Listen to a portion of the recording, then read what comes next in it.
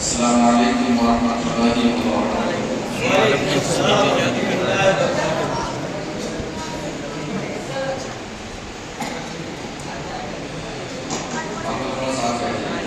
قریب آ جاؤ بھائی، قریب آ جاؤ۔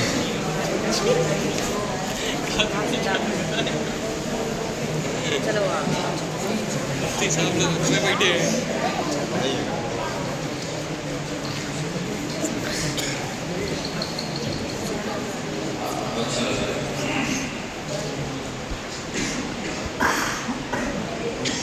الحمد للہ وكفى وسلام على عباده الذين اصطفى اما بعد فاعوذ بالله من الشيطان الرجيم بسم الله الرحمن الرحيم إنا أنزلناه في ليلة القدر وما أدراك ما ليلة القدر ليلة القدر خير من ألف شهر صدق الله العظيم وصدق رسوله النبي الأمين المبين الكريم ونحن على ذلك لمن الشاهدين والشاكرين والحمد لله رب العالمين۔ معزز سامعین کرام، آج کی جو رات ہے وہ بہت ہی بابرکت اور بہت ہی اللہ کی بارگاہ میں مقبول اور محبوب رات ہے، اور اس رات کی فضیلت پر کسی بزرگ کا قول نہیں ہے، بلکہ خود کلام الہی میں اللہ رب العزت نے اس رات کی اہمیت اور اس رات کی فضیلت کو بیان کرتا ہے۔ تھوڑی سی تاخیر سے ہم لوگ چل رہے ہیں، لیکن بہت اچھا چل رہے ہیں، اور رات 30 ہو جاتا ہے، کسی رات جاگ لیا جائے، ہو سکتا ہے کہ آج کا جاگنا کل ہمارے کام آنا۔ میرے عزیز، عموماً ہماری بستیوں میں آج کی جو شب ہے، اسی شب میں زیادہ تر مسجدوں میں قرآن حکیم مکمل ہوتا ہے۔ ان مسجدوں میں سے ایک مسجد ہماری یہ مسجد ہے، اس میں آج قرآن پاک مکمل ہوا تراویح میں، اور اس کے اعزاز میں ہم لوگ یہ محفل سجائے بیٹھے ہیں۔ یقیناً یہ محفل بہت بابرکت محفل ہے۔ بزرگوں نے قرآن حکیم کے اختتام پر منائی جانے والی محفلوں کے سلسلے میں لکھا ہے کہ ایسی محفلیں ہیں کہ ان محفلوں میں جو دعا مانگی جائے، اللہ تعالیٰ قرآن کی برکت سے ان دعاؤں کو قبول فرماتا ہے، اور پھر رات بھی بڑی سہانی ہے اور کلام بھی لاجواب ہے۔ کچھ دیر آپ حضرات جمعیت کے ساتھ تشریف رکھیں، پھر انشاءاللہ اس محفل کا اختتام ہوگا۔ آئیے کچھ عرض کیا جائے اس سے قبل ہم اور آپ مل کر انتہائی عقیدت و محبت کے ساتھ بارگاہ رسالت پاک صلی اللہ علیہ وسلم میں درود پاک کا نذرانہ پیش فرمانے میں اللہم صلی علی سیدنا مولانا محمد اما تحب و ترضى ان تصلي عليه الصلاة والسلام عليك يا رسول اللہ۔ میرے پیارے دوستو، محترم بزرگوں، یہ جو آج جس کے اعزاز میں یہ محفل سجائی گئی ہے، یعنی قرآن کریم کی تکمیل، قرآن کریم مکمل سنایا گیا اور آپ تمام احباب نے اسے باذوق باشوق سماعت کیا۔ یہ قرآن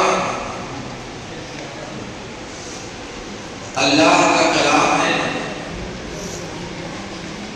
دنیا کے اندر پورے یقین کے ساتھ فقط اسی کلام کے سلسلے میں یہ کہا جاتا ہے کہ یہ اللہ کا کلام ہے۔ اس کے علاوہ انسان بہت ہیں، جماعتیں بہت ہیں، مذاہب بہت ہیں، لوگوں کے اپنے اپنے دھرم ہیں، اپنے اپنے مذاہب ہیں، اپنے اپنے کلام ہیں، کسی کے خود ساختہ کلام ہے، لیکن ہمارے پاس جو کلام ہے یہ کسی کا خود ساختہ کلام نہیں ہے، یہ کسی نبی کا کلام نہیں، کسی رسول کا کلام نہیں، کسی فرشتے کا کلام نہیں، کسی مہان انسان کا کلام نہیں، یہ کلام پروردگار کا کلام ہے، یہ کلام اللہ کا کلام ہے۔ اس کلام کو جب زمین پہ اتارنا چاہ رہے ہیں تو اس قرآن کے سلسلے میں اللہ نے فرمایا کہ اگر ہم اس قرآن کو زمین اور آسمان پہاڑوں پہ نازل کر دیتے تو یہ سب کے سب زیر و زبر ہو جاتا، سب کے سب ریزہ ریزہ ہو جاتا۔ مطلب یہ کہ اس قرآن کے بوجھ کو یہ چیزیں برداشت نہیں کر پاتی، زمین بنجر ہو جاتی، آسمان پھٹ جاتا، پہاڑ ریزہ ریزہ ہو جاتا۔ یہ ہے اس کلام کا پاور۔ حضرت موسیٰ علیہ السلام کا قصہ سنا آپ نے؟ اللہ نے کہا اللہ کے بعد کیا مولا میں تجھے دیکھنا چاہتا ہوں، دیکھا نہیں، اللہ سے کلام کیا، اس کے لیے کوہ طور پہ بلایا۔ حضرت موسیٰ جب طور پر پہنچتے ہیں اور اللہ تبارک و تعالیٰ کے کلام کی تجلی جب اس پہاڑ پہ ڈالتا ہے تو حضرت موسیٰ بے ہوش ہو جاتے ہیں۔ تو یہ اللہ کا کلام ہے،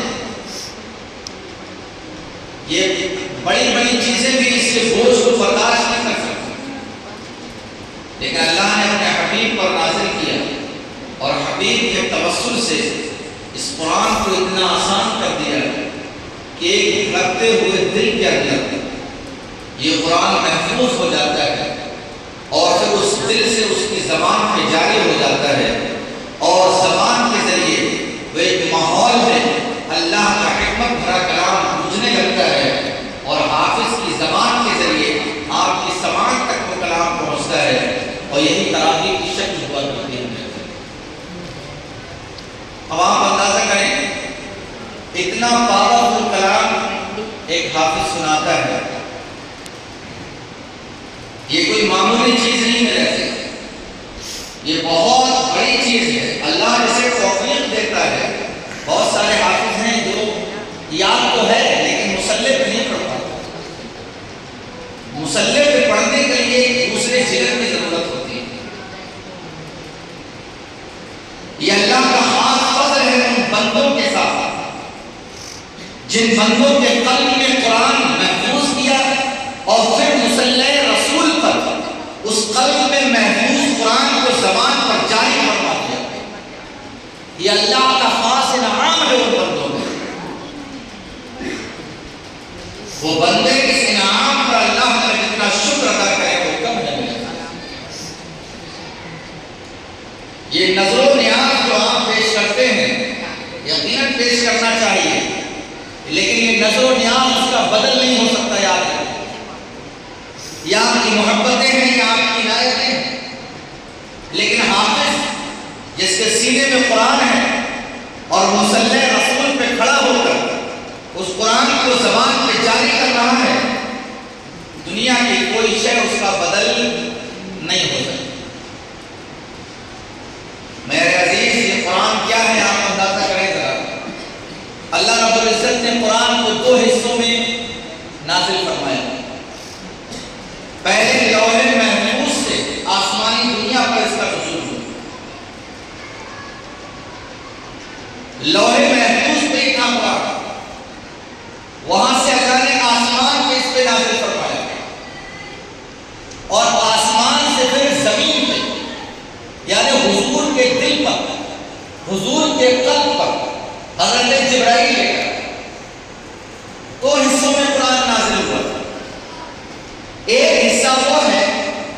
لوح محفوظ سے آسمان پہ نزول کرے، اور ایک حصہ وہ ہے جو آسمان سے مصطفیٰ کے قلب پر نزول کا حصہ ہے.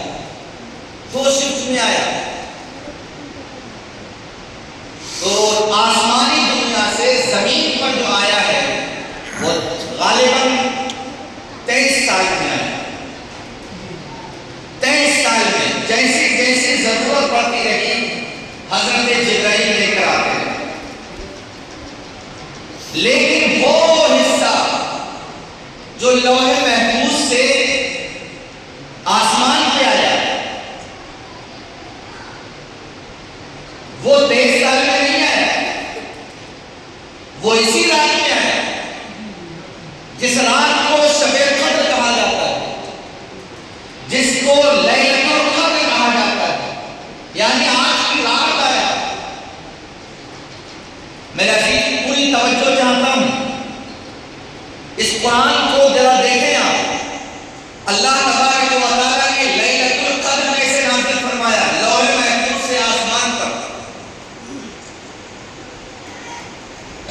اب لیلۃ القدر کیا ہے؟ لیلۃ القدر کیا ہے؟ تو یہ بھی اللہ نے اور بیان فرمایا.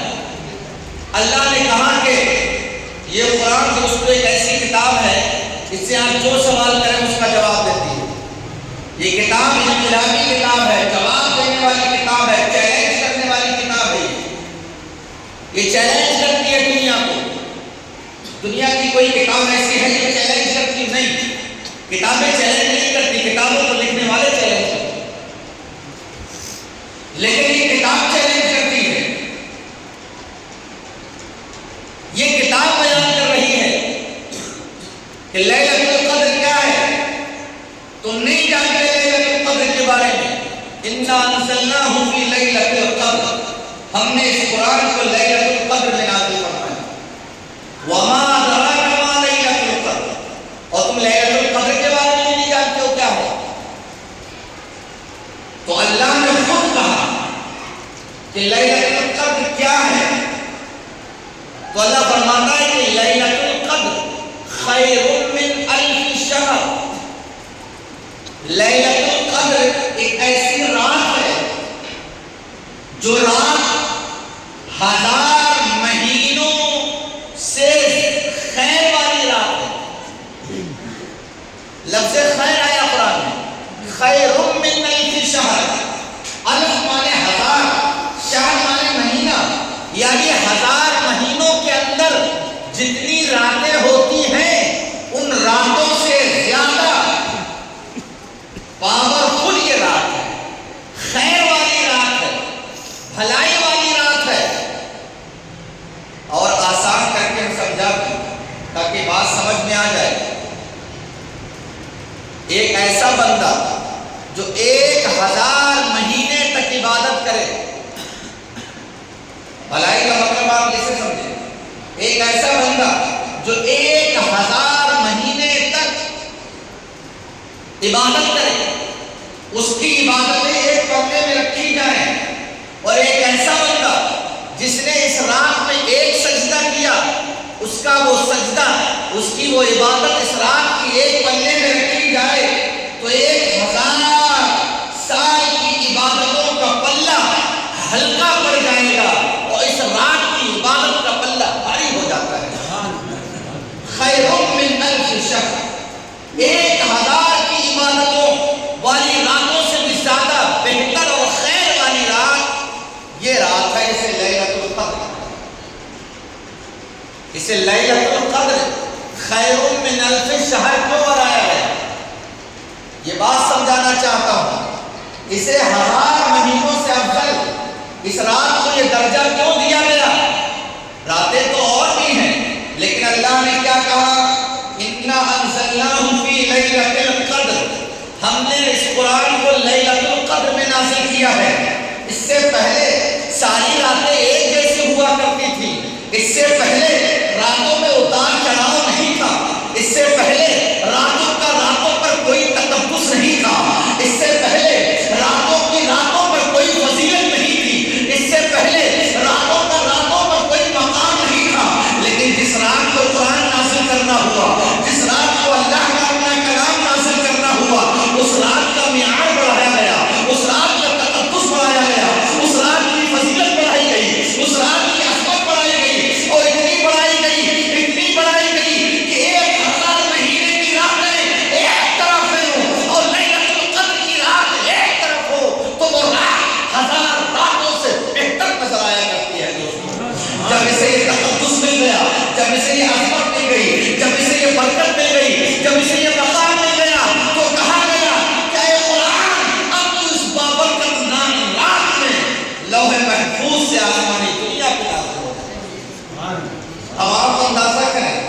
چاہیے رات میں قرآن آئے، وہ رات کی عظمت بڑھ جاتی ہے. جس رات میں یہ قرآن آئے وہ رات مہینوں سے افضل ہو جاتی ہے. جس رات میں یہ قرآن آئے اس رات کی عبادت بہتر، اس رات کا جاگنا بہتر، اس رات کا سونا بہتر، اس رات کی تسبیح بہتر. وہ رات اپنے آپ میں مگن نہیں ہے، وہ رات اپنے آپ میں فخر کرتی ہے. جس رات میں قرآن آ جائے وہ رات اپنے آپ میں فخر کرتی ہے. جس رات میں قرآن آ جائے وہ ہر رات سے افضل ہو جاتی ہے. دوستوں پیارے یہی سمجھ لیں کہ یہ قرآن جس کے سینے میں آ جائے وہ سینہ اپنے آپ میں نہیں بناتا ہے. جس سینے میں آ جائے وہ سینہ ہزار سینوں سے افضل ہوتا ہے. جس سینے میں یہ قرآن آ جائے وہ سینہ ہزار سینوں سے افضل ہوتا ہے. وہ اپنے آپ میں مگن رہتا ہے، وہ اپنے آپ میں فخر کرتا ہے، وہ اپنے آپ میں اتراتا ہے. اور جس سینے سے یہ قرآن زبان پہ جاری ہو جاتا ہے وہ زبان ہزار زبانوں سے افضل ہو جاتی ہے اور اپنے آپ میں مگن رہتی ہے، اپنے آپ میں فخر کیا کرتی ہے. عزیزان ملت اسلامیہ، تو رات اس لیے افضل ہے کہ قرآن آیا ہے، ورنہ راتیں تو بہت ساری ہیں.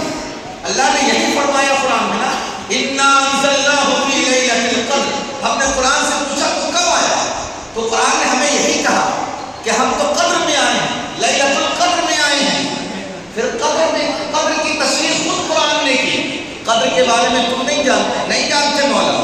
تو قدر اللہ نے فرمایا قدر یہ ہے، لیلۃ القدر یہ ہے کہ وہ ہزار مہینوں سے افضل ہے. اور یہ کیوں افضل ہے؟ اس کی افضلیت پر کوئی دلیل ہے؟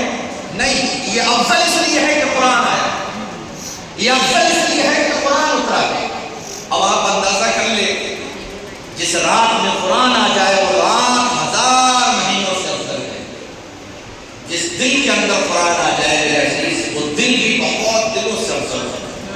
وہ دل پھر عام دل نہیں رہتا، وہ زبان عام زبان نہیں رہتی. اس لیے ہمارے اندر، ہماری قوم کے اندر، ہمارے قوم کے ہر بچے کے اندر قرآن کا کچھ نہ کچھ حصہ ضرور ہونا چاہیے. پورے مکمل اگر حافظ نہیں بن سکتے، ہم عمر کے جس پڑاؤ میں بھی ہوں، ہمیں چاہیے کہ قرآن کی کچھ سورتیں، قرآن کا کچھ حصہ ہمارے سینے میں محفوظ رہے تاکہ ہمارا سینہ بھی لیلۃ القدر بن سکے. دوستو بات سمجھ رہے ہیں؟ ہمارا سینہ بہتر سینہ بن سکے، غیروں سے معیاری سینہ بن سکے. ہمارا سینہ بھی اپنے آپ میں اترائے کہ اے سینے تیرے اندر اِنَّا أَنزَلْنَاهُ لیلۃ القدر محفوظ ہے، تیرے اندر دوسری صورتیں محفوظ ہیں. تو دوستو یاد رکھیں، یہ ساری جو برکتیں ہیں یہ قرآن کریم کے نزول کی برکتیں ہیں. کیوں؟ اس لیے کہ اللہ کا کلام ہے. یہ کیا ہے؟ یہ اللہ کا کلام ہے. اور اللہ کا کلام رات میں آتا ہے تو رات بابرکت. جس قوم کے پاس آ جائے وہ قوم بابرکت. آپ اندازہ کریں، جب یہ قرآن مکے میں نازل ہوا تو حضور کے سینے اثر پہ نازل ہوا. حضور نے جب پڑھ کے سنایا لوگوں کو تو لوگوں کی سمجھ میں نہیں آیا. کسی نے جادوگر کہہ دیا، کسی نے شاعر کہہ دیا. کیوں؟ جانتے تھے یہ کلام نبی کا کلام نہیں ہے، ورنہ وہ کہہ سکتے تھے یہ آپ کا کلام ہے.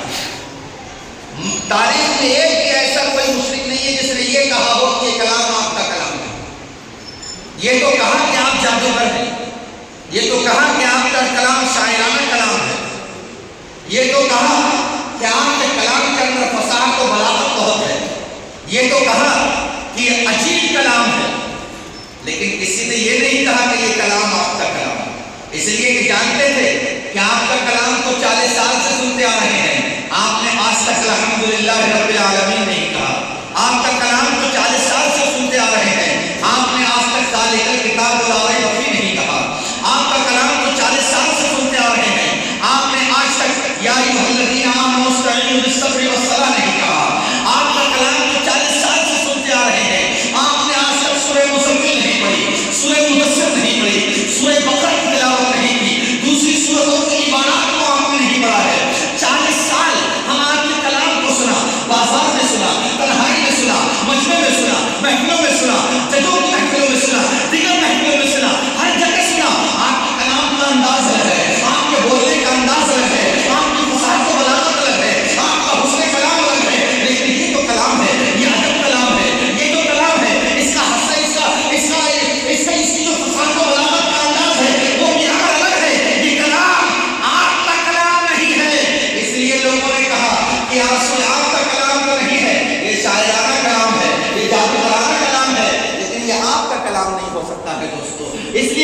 40 سال تک آپ میری تقریر سنتے آئے اور اچانک میں انگلش بولنے لگوں، 40 سال میری تقریر سنتے آئے اچانک میں فارسی میں تقریر کرنے لگوں، 40 سال میری تقریر سنتے چلے جائیں اور اچانک میں سنسکرت میں بولنا شروع کر دوں، تو آپ کہتے گے ارے مفتی صاحب کو کیا ہو گیا ہے، یہ پاگل تو نہیں ہوئے، یہ سٹیات نہیں ہے، ان کا دماغی توازن نگاہ تو نہیں گیا ہے، یہ کلام تو ان کا نہیں لگتا، کل تقریر کچھ اور تھی آج تقریر کچھ اور ہے۔ تو لوگوں نے پاگل کو کہا، لوگوں نے جادوگر کو کہا، لوگوں نے شاعرانہ کلام کو کہا، لیکن کسی نے محمد رسول اللہ کا کلام نہیں کہا۔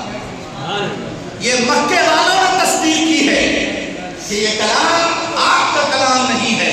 تو آپ سے پوچھا گیا یہ کلام کس کا ہے؟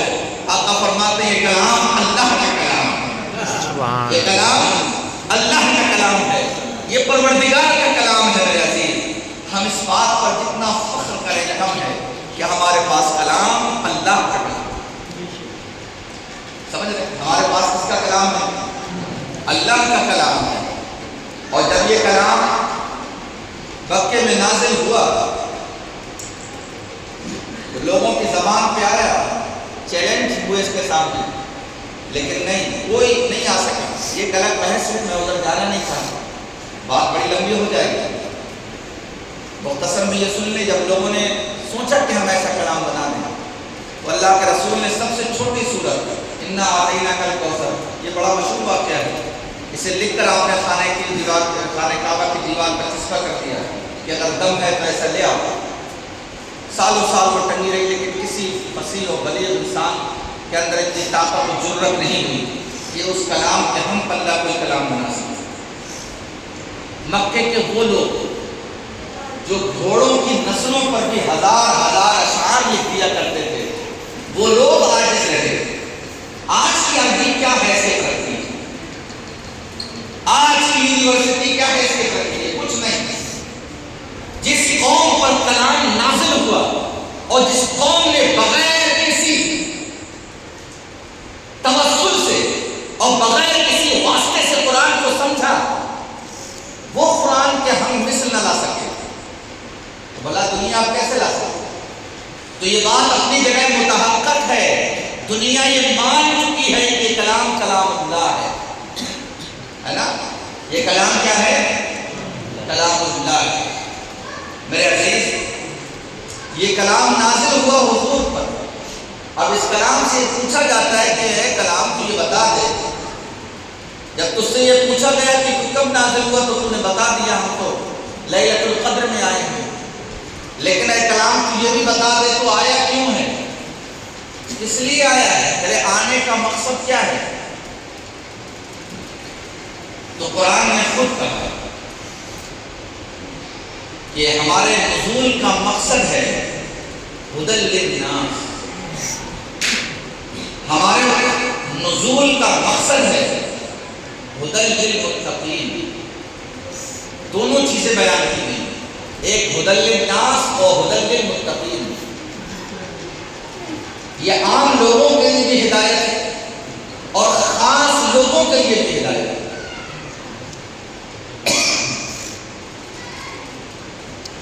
عام لوگوں کے لیے بھی ہدایت ہے، یعنی جو بھٹک گئے ہیں وہ راہ راست پر آ جائیں گے قرآن حکیم کے ذریعے۔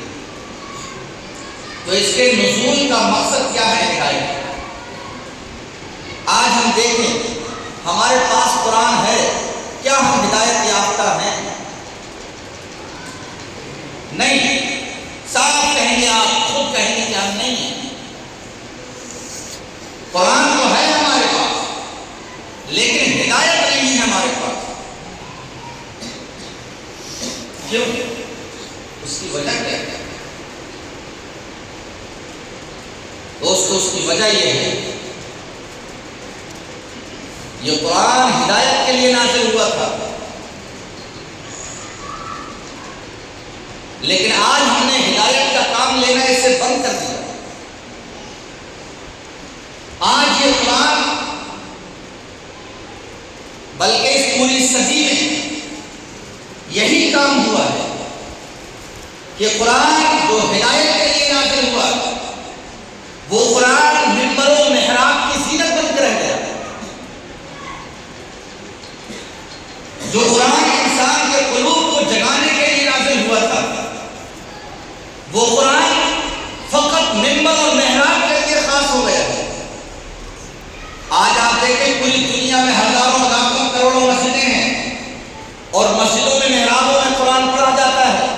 قرآن سنا جاتا ہے، جب بات محراب میں پڑھنے کی آتی ہے تو بلند آواز ہونا چاہیے قاری کی، قاری اچھا ہونا چاہیے، بہترین تلفظ ہونا چاہیے۔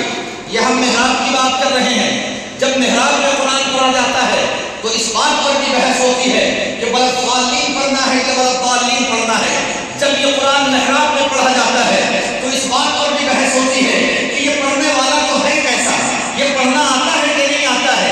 ان تمام چیزوں کی بحث قرآن حکیم کے حوالے سے منبر و محراب تک ہوتی ہے۔ عزیزان ملت اسلامیہ، یہی وجہ ہے کہ آپ کوئی بھی محراب اٹھا کے دیکھ لیں، مسجد کی کوئی بھی ممبر اٹھا کر دیکھ لیں، وہاں بہترین قاری ہے، بہترین قرآن پڑھنے والا ہے، معروف پڑھنے والا ہے، اچھا یادداشت کا مالک حافظ قرآن سنا رہا ہے۔ کیوں؟